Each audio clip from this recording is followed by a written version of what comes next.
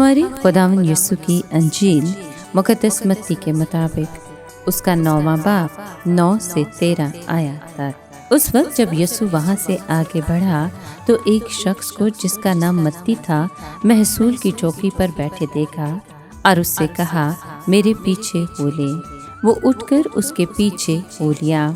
और जब वो घर में खाना खाने बैठा तो देखो बहुत से मुहस्सल और गुनहगार आके यीशु और उसके शागिर्दों के साथ खाना खाने बैठे। फरीसियों ने ये देखकर उसके शागिर्दों से कहा, तुम्हारा उस्ताद मुहस्सलों और गुनहगारों के साथ क्यों खाता है? उसने ये सुनकर कहा कि तंदुरुस्तों को नहीं बल्कि बीमारों को तबीब दरकार है।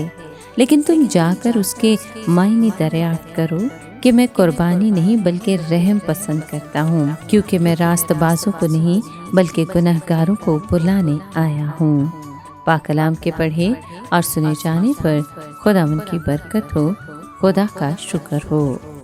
अजीज दोस्तों, आज के कलाम में मत्ती अपनी बुलाहट का सादा और इनकसाराना बयान दर्ज करता है।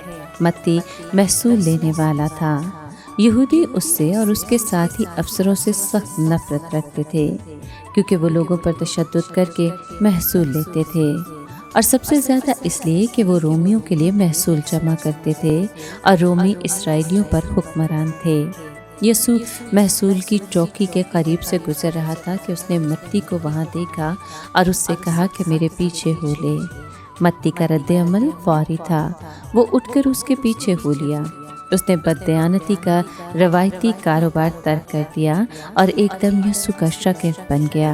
ने एक आरामदेह मुलाजमत छोड़ दी, लेकिन अपनी आखिरत संभाल ली।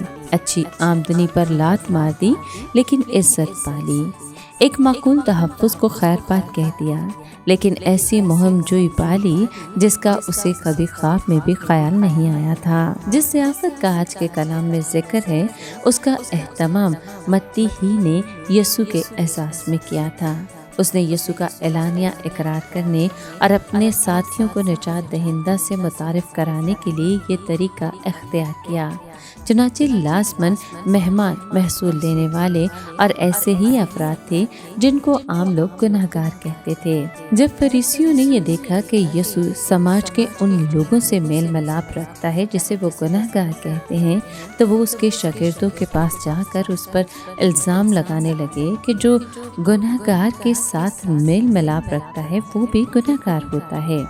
उनके नज़दीक कोई सच्चा नबी गुनहगारों के साथ खाना नहीं खा सकता था।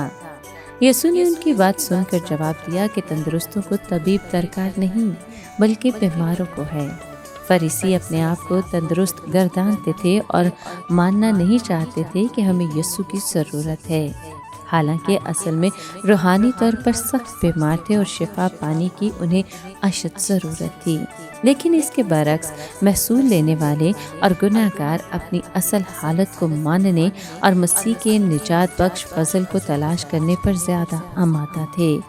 चुनाचे वो इल्ज़ाम दुरुस्त था। यीशु वाकई गुनहगारों के साथ खाना खा रहा था। अगर वो फरीसियों के साथ खाना खाता तो भी इल्ज़ाम दुरुस्त ही होता, शायद कुछ ज़्यादा ही दुरुस्त होता।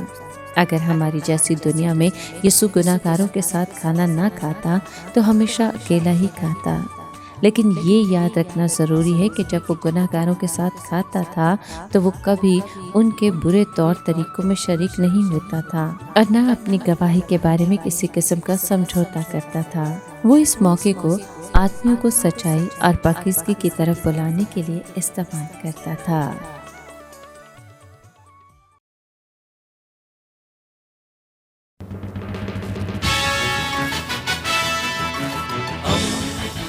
दोस्ती का पैगंबर, रेडियो वेरितास एशिया।